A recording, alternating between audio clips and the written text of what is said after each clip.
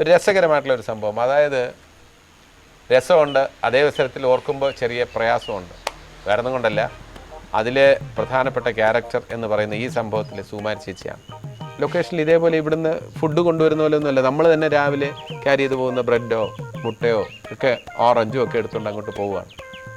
ചേച്ചിയാണ് ഒരു ബാഗിനകത്ത് ഇതൊക്കെ എടുത്തുകൊണ്ട് വരുന്നത്. ഇടയ്ക്കിടയ്ക്ക് ഓരോരുത്തരോടും ചോദിക്കും, എന്നോട് ചോദിക്കും, മോനെ നിനക്ക് വേണോ ഇതേപോലെ ഒരു ഓറഞ്ച് കഴിക്കടാ, പുഴുങ്ങിയ മുട്ട ഉണ്ട് ഒരു മുട്ട കഴിക്കുക, ബ്രെഡ് കഴിക്കുക, ഇത് ലാലിന്, എനിക്ക്, മുകേഷിന്, ശ്രീനിവാസിന്, പ്രിയന്, അങ്ങനെ സെറ്റിലുള്ള എല്ലാവർക്കും. ഈ അസിസ്റ്റൻറ്റ് ഡയറക്ടേഴ്സൊന്നും ഇല്ല.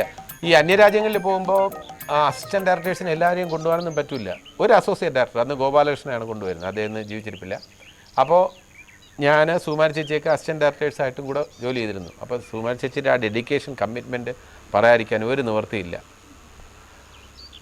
വളരെ എന്താ പറയുക, നമ്മുടെ എല്ലാവരുടെയും അമ്മയാണ് നമുക്ക് സുകുമാരി ചേച്ചിയുടെ നഷ്ടത്തിലൂടെ നമുക്ക് നഷ്ടപ്പെട്ടിരിക്കുന്ന ഒരു അമ്മയാണ്. ഞാൻ പറഞ്ഞതെന്ന് വെച്ചാൽ, ഇപ്പോൾ ഈ ഷൂട്ടിങ്ങും പ്രോഗ്രാമും ഉള്ളതുകൊണ്ട് നമ്പർ ഓഫ് ഡേയ്സ് കൂടി ഒരു 30 ദിവസത്തിനുള്ളിൽ തിരികെ വരാമെന്നാണ് എല്ലാവരും വിചാരിച്ചത്. ലളിത ചേച്ചി കരുതിയിരുന്നത് മക്കളെ കൂടെ കൊണ്ടുപോകാനാണ്. മക്കൾക്ക് വിസ കിട്ടിയില്ല. അതിൽ തന്നെ ലളിത ചേച്ചി വളരെ വിഷമത്തിലായിരുന്നു. അപ്പം 30 ദിവസം കഴിഞ്ഞ് ഷൂട്ടിംഗ് തീരുന്നില്ല. കാരണം അമേരിക്കയിൽ ഇന്നത്തെ സൗകര്യങ്ങളൊന്നുമില്ല. അപ്പോൾ ലളിത ചേച്ചിക്ക് വലിയ വിഷമം, മക്കളെ കാണണം. 30 ദിവസം നല്ലയോ പറഞ്ഞ് ഇപ്പോൾ ഇത്രയും ദിവസം കൂടുക എന്ന് പറഞ്ഞാൽ എന്തുവാടാ അത്, ജഗദീശേ നീ എന്നെ പറ, ന്യായം പറ. ഞാൻ പറഞ്ഞു ചേച്ചി ഇതിപ്പോൾ തീരുന്നില്ല, അതൊന്നും വെക്കത്തില്ല എന്ന് പറഞ്ഞ് കരച്ചിൽ, ഡെയിലി കരച്ചിൽ. അവസാനം 30 ദിവസത്തിനുള്ളത് 40 ദിവസമായി. ചേച്ചിയെ മാത്രം ആദ്യം ഷൂട്ടിംഗ് തീർത്ത് വിടാമെന്ന് പ്രിയൻ തീരുമാനിച്ചു. അപ്പോഴും നമ്മളെ വിടുന്നില്ല, കാരണം തീരുന്നില്ല. അപ്പോൾ ചേച്ചിക്ക് 40ാമത്തെ ദിവസമായപ്പം ചേച്ചിയെ നാട്ടിലേക്ക് വിടാം, ചേച്ചിയെ മാത്രം വിടാം, ഇപ്പം ഞാൻ ഒറ്റയ്ക്ക് പൊക്കോളാം, എനിക്ക് പോയേ പറ്റും, എനിക്ക് എൻ്റെ കൊച്ചുങ്ങളെ കണ്ടേ ഒക്കത്തുള്ളൂ എന്നൊക്കെ പറഞ്ഞു. ചേച്ചിക്ക് ടിക്കറ്റ് അറേഞ്ച് ചെയ്തു. ചേച്ചി അങ്ങനെ ഹാപ്പി ആയിട്ടിരിക്കുന്നു. ചേച്ചി ഹാപ്പി ആയിട്ടിരിക്കുമ്പം എൻ്റെ മനസ്സിൽ തോന്നിയ ഒരു ചെറിയ ഒരു കുസൃതി.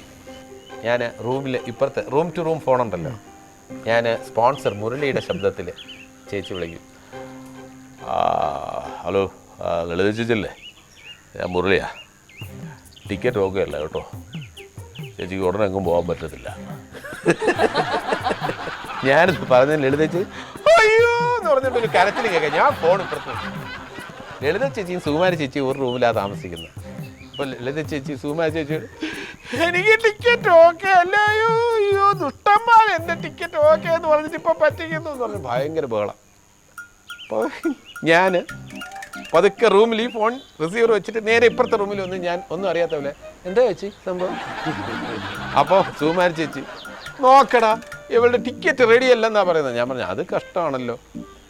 ഉടൻ തന്നെ സോമേട്ടനുണ്ട്, ഈ മുരളി എന്ന് പറഞ്ഞ സ്പോൺസറുടെ അടുത്ത സുഹൃത്താണ്. സോമേട്ടൻ മുരളി ചേട്ടൻ്റെ വീട്ടിലാണ് താമസിക്കുന്നത്. അവിടെ വിളിച്ച് സുകുമാരി ചേച്ചി എന്തുവാ സോമ ഇത് കഷ്ടമല്ലേ, ഈ പറഞ്ഞ ടിക്കറ്റ് ഓക്കെ അല്ലെന്നാണ് പറയുന്നത്. അങ്ങനെ പറഞ്ഞോ, ഞാൻ ഒന്ന് ചോദിക്കട്ടെ, മുരളിയെ വിളിച്ച് ചോദിക്കട്ടെ.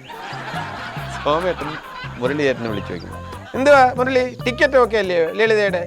ഓക്കെ ആണല്ലോ, പിന്നെ നീ വിളിച്ചു പറഞ്ഞു? ഞാൻ വിളിച്ചൊന്നും പറഞ്ഞില്ല. പിന്നെ അവിടെ ഡിസ്കഷനായി. എല്ലാവരും ഇതിനിടയ്ക്ക് പ്രിയൻ അറിഞ്ഞു, മോഹൻലാൽ അറിഞ്ഞു, എല്ലാവരും പറഞ്ഞു. അപ്പം മോഹൻലാലിനെ കണ്ടിട്ട് ലളിത ചോദിച്ചു, ലാലാന്നോ വിളിച്ചേ? എവിടെ ഞാനൊന്നുമല്ല. ഓരോരുത്തരെയും ഇങ്ങനെ സംശയമായി. അപ്പോൾ ഇതിനിടയ്ക്ക് ലളിത ചേച്ചി വേണുചേട്ടൻ്റെ അടുത്ത് ചോദിച്ചു, വേണുവാണോ വിളിച്ചത്? അല്ല. അപ്പം എൻ്റെ അടുത്ത് നീ ആണോടാ വിളിച്ചത് എന്ന് ചോദിച്ചപ്പം സുകുമാരി ചേച്ചി അയ്യോ അമ്മ അവനല്ല, അവൻ ഇവിടെ റൂമിൻ്റെ നടയിൽ നിൽക്കാൻ.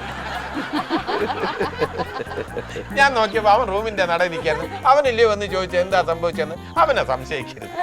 അങ്ങനെ മുഴുവൻ ടെൻഷനായി. അവസാനം എനിക്ക് തന്നെ ഒരു കുറ്റബോധം തോന്നിയിട്ട് ഞാൻ പറഞ്ഞു, ചേച്ചി ഞാനാ വിളിച്ചത്. എന്തായാലും ഹാപ്പി എൻഡിങ് ആണ്. കാരണം വെച്ചാൽ ടിക്കറ്റ് ഓക്കെ ആയിട്ട് ഓക്കെ ആയില്ലെന്ന് കള്ളം പറഞ്ഞല്ലേ, ഓക്കെ ആകാതെ ഓക്കെ ആയിന്ന് കള്ളം പറഞ്ഞാൽ അതിൽ സാറ്റിസ്ഫൈ ഉണ്ട്. എന്തായിരുന്നാലും സന്തോഷത്തോടെ ലളിത ചേച്ചി നാട്ടിലേക്ക് പോയി. ബാക്കിയുള്ള സംഭവങ്ങളൊക്കെ ഇനിയും നമുക്ക് തുടരാം. ഇപ്പോൾ തൽക്കാലം ഓക്കെ. Okay sir, right.